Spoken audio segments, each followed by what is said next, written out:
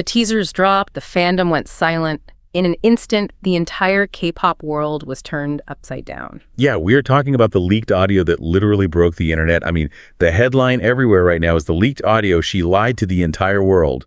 The NewJeans scandal. Welcome to Starscope K-Report. Join Eric and Minji as they ride the Hallyu wave, uncovering the biggest K-pop comebacks, shocking industry controversies, and major K-drama updates. From internet-breaking rumors to historic chart milestones, we dive deep into the world of Korean entertainment. And today, we are looking at a situation that has completely shattered the perfectly synchronized facade of the industry. Right. It's unprecedented. Exactly. Imagine being handed a bill for $24.5 million. Now imagine you are a 20-something pop star, and that staggering invoice was just handed to you by the very corporate machinery that built your career. It's terrifying. Like, the sheer volume of tactical maneuvering we are seeing in the public domain right now is... well, it's a masterclass in how modern entertainment disputes utilize both corporate litigation and public relations as simultaneous weapons. Yeah, and that is exactly why we are doing this deep dive today. We've pulled from a massive stack of sources to analyze this incredibly complex legal war between NewJeans, ADOR, which is a subsidiary of HYBE, and their former CEO, Min Hee-jin. Right. We've gone through the courtroom transcripts, the leaked financial documents, and, those explosive news reports from the Korea Herald, Chosun Biz, Kpop, Star News, Dispatch. Oh, and obviously the relentless forensic fandom discussions unfolding on Reddit. The stans are working overtime on this one. Oh, absolutely. The Knetz and international fans are analyzing every single pixel of this. But our mission today is to cut through all that noise. We are going to examine the newly leaked audio, dissect these secret offshore contracts, and look at the staggering financial claims. Yeah, we want to understand how a global pop culture phenomenon, a group with multiple all-kill hits, devolved into a ruthless boardroom war. And we are doing this by objectively analyzing the paper trail, because the legal strategies being deployed here, they're honestly far more fascinating than the surface-level tabloid drama. For sure. So we have to start with the July 2026 third hearing of ADOR's civil suit. Because the audio leaked there completely changes the timeline we thought we knew. It really does, because, for months, the prevailing public narrative was that the members were acting organically, right? Driven by their own desire for fairness. Right, standing up for themselves. Exactly. But then ADOR presented an audio transcript from September 2nd, 2024. And in this audio, Min Hee-jin allegedly tells NewJeans' parents that they absolutely must push ahead with a live broadcast. And not just any broadcast, right? She specifically says it's to, quote, create evidence for the termination lawsuit. Yes. And what's wild is she allegedly admitted she wanted to join the live stream herself, but stayed away so it wouldn't look like tampering. Okay, let's unpack this, because tampering is a massive buzzword in the industry right now. It sounds like a coach secretly telling players to throw a game while publicly standing on the sidelines pretending they have no idea what's happening. That's a really good way to put it, yeah. But does a CEO advising parents actually constitute illegal tampering, or is it just aggressive corporate maneuvering? Well, the legal distinction is vital here. In Korean entertainment law, judges look very closely at intent versus execution. Historically, courts need concrete proof of a third party actively executing a move to pull an artist away. Right, like physically signing them elsewhere. Exactly. Yeah. Just talking about independence or exploring options often isn't enough to constitute a material breach. But this audio tape, it completely changes the calculus. Instructing someone to create a public event specifically to manufacture legal grounds for termination that moves the needle from passive exploration to actively engineering a breach. Wow. And the timeline accelerates immediately after that recording. I mean, 9 days later on September 11th, that famous surprise NewJeans live stream happens. Right, where they gave HYBE that ultimatum. Exactly. And the public viewed it as this spontaneous rebellion. But ADOR claims the digital trail tells a very different story. Yeah, and what's fascinating here is Min's alleged text messages from October 2024. She was allegedly telling the parents that saving a little money now would cost them a fortune later. Wait, she promised to cover their legal costs? Allegedly, yes. She promised to secure financial rewards to cover their legal costs if they left HYBE. And providing a financial safety net is the critical mechanism of tampering. Because it removes the risk. Exactly. If an executive promises to indemnify artists against those astronomical penalty fees for breaking an exclusive contract, they are essentially removing the primary legal deterrent. Yeah, I mean, ADOR and the Korea Entertainment Producers Association are using these texts to argue that this wasn't an organic labor dispute at all. It was a strategically funded exit plan. Right, and if the Seoul Central District Court accepts this audio and text evidence, it completely undermines the defense that the artists were simply demanding better working conditions. Okay, but if we assume the intent to break the contract was established, the immediate logistical hurdle is funding, right? Whoa, absolutely, the money.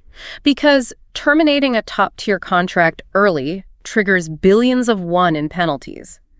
Even with a CEO promising a safety net, how do you actually finance an independent girl group while fighting a multinational conglomerate in court? Well, you utilize a corporate escape hatch, usually in the form of offshore capital. Yeah, this prevents domestic financial scrutiny while you build your war chest. And this is exactly where ADOR introduced the Cayman Islands documents into evidence. And that's not even the wildest part of the story. Later in the deep dive, we'll talk about a bizarre side quest involving a Japanese aristocrat that nobody saw coming. Oh yeah, that part is crazy. Yeah. But sticking to the money, ADOR discovered a secret exclusivity agreement between NewJeans and a company called AAO. Right, and AAO is a Cayman Islands registered Chinese-backed company, right? Founded by Bonnie Chan-woo. Yes. And they didn't just want to book a performance. ADOR revealed that AAO actually sent an official proposal to HYBE offering to buy ADOR out completely. Wow. So they were trying to buy the whole label. Exactly. Using an offshore entity like AAO is a classic maneuver in high-stakes corporate buyouts. Mm-hmm. The Cayman registration provides anonymity, and the Chinese zacking provides the massive capital required to swallow those contract penalties. Okay, here's where it gets really interesting, because the financial mechanics of this AAO contract are just bizarre. ADOR claims the contract contained a clause legally binding NewJeans to prevent Min Hee-jin from selling, renting, or transferring her personal shares in ADOR. Yeah, let that sink in for a second. Right. Why would a pop group's contract include a clause specifically protecting their former CEO's personal corporate equity? I mean, is this standard in the music industry, or is this a massive red flag that the group is being used as a corporate shield? It's a giant red flag. This specific clause is what lawyers call a glaring breach of fiduciary duty. I mean, a talent contract is supposed to outline the professional obligations of the artists. To perform, to sing, to do fan meetings, not to guard stock options. Exactly. Embedding a clause protecting the former CEO's equity suggests the artists are being used as leverage. ADOR is arguing this proves the offshore arrangement was never about artistic freedom. It was structurally designed for Min's ultimate financial benefit. And the financial discrepancies ADOR presented really back that up. Let's look at the ComplexCon Hong Kong gig in March 2025. Right, which was just 2 days after the group lost their initial court injunction. Exactly. ADOR claims Min secured a $500,000 consulting fee for herself for that event. Meanwhile, the 5 members, the ones actually singing and dancing, were slated to split only $350,000. Yeah, the mechanism of a consulting fee is often used to funnel money outside of standard agency revenue splits. If the consultant is out-earning the actual talent, it fundamentally inverts the traditional agency artist model. It's just wild. And while that offshore money is moving around, there was also this union fund, right? Yes, financed directly by the members out of pocket. ADOR showed a paper trail where the members were paying for press conference venues, an independent NJZ logo, and even a dance studio. Wait, a dance studio? Yeah, a studio that Min allegedly intended to share with a brand new boy group she was planning. So they were basically bankrolling their own corporate rebellion. That is heavy. And you know, if you love staying updated on your favorites and want to keep getting the real KT behind these massive controversies, make sure you subscribe to Starscope K Report. We've got even bigger scoops ahead. Hit that subscribe button so you never miss an update for sure. Because this next part, it's the most brutal legal tactic currently in play. Yeah. With all this collective planning, the union fund, the parents, the offshore capital, it was highly coordinated group effort. Yet the current lawsuit is heavily focused on just one member. Right, which moves the story from corporate finances to the actual human toll on the artists. Let's talk about Danielle. After losing that initial contract injunction in October 2025, the reality set in. Haran, Hyen, and Hani decided to return to ADOR. Minji is currently negotiating her return. But ADOR officially terminated Danielle's contract in December 2025. They claimed her breach of trust was just too severe. And then they dropped the hammer. ADOR lowered its damages claim, but it's still 33.09 billion KRW. That's roughly 24.5 million US dollars, aimed at Danielle, her family, and Min Hee-jin. It is a textbook example of asymmetric legal warfare. ADOR alleges Danielle's family acted as the most proactive central coordinator between Min and the members. Wow. Yeah, they claim that even when other members started voiding the AAO agreement, Danielle concealed it. But isn't this a classic divide-and-conquer strategy? By hitting one member with a 33 billion won lawsuit, the agency effectively scares the rest of the group into submission. I mean, are we looking at a legitimate legal grievance here or corporate bullying? Well, Danielle's defense team is arguing exactly that. They claim ADOR is making a mountain out of molehills, deliberately prolonging the lawsuit to waste Danielle's prime years as an idol. Because in K-pop, your early 20s are your peak earning years. A forced hiatus right now is devastating. Devastating. Yeah. And the defense argues this massive financial penalty is being used as a terrifying warning to the other members. Like, this is what happens if you rebel. Yeah, ADOR counters that by pointing to fiduciary duty, saying the massive investments made to launch the group were destroyed, and she facilitated that. But functionally, Danielle is blacklisted while this plays out. No agency will touch her with a $24 million cloud hanging over her. Exactly. The music is completely sidelined, and the battle has just bled out into pure, unadulterated PR warfare. Oh, the PR war is getting nasty. The sources reveal a flurry of bizarre side quests and micromanagement allegations that paint a picture of total all-out war. Right, because the court of public opinion impacts stock prices.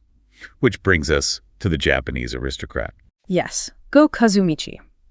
Dispatch published these explosive, and we should note, unverified allegations that Min arranged for the members to meet this elderly Japanese aristocrat 3 separate times. Yeah, allegedly to curry favor and potentially secure investment.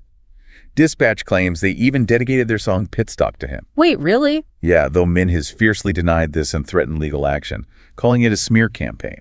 So what does this all mean? With claims about aristocrats flying around, isn't there a risk that this just turns into a tabloid circus? At what point does the legal battle get eclipsed by a pure smear campaign? And how is the average listener or fan supposed to know what's true? It's incredibly difficult for the stands to parse. Because on top of that, ADOR claims Min micromanaged the group's legal strategy.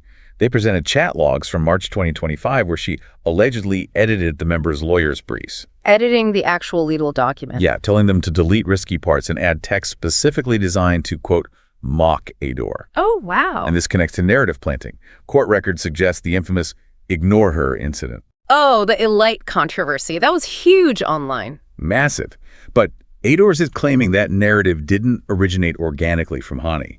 They allege it was crafted by Min to build grounds for contract termination. If they can prove a workplace bullying claim was manufactured, that destroys their credibility as victims in court. Exactly. But HYBE is under the microscope too.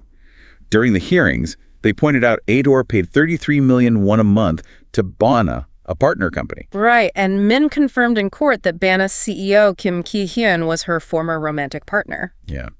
HYBE says it's an unethical sweetheart deal.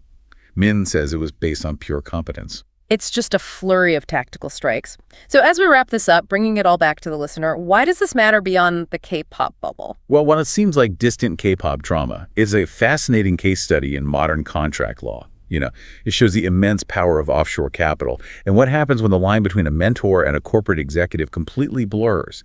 It really highlights the brutal reality of the entertainment business hidden right behind those polished music videos. It really does.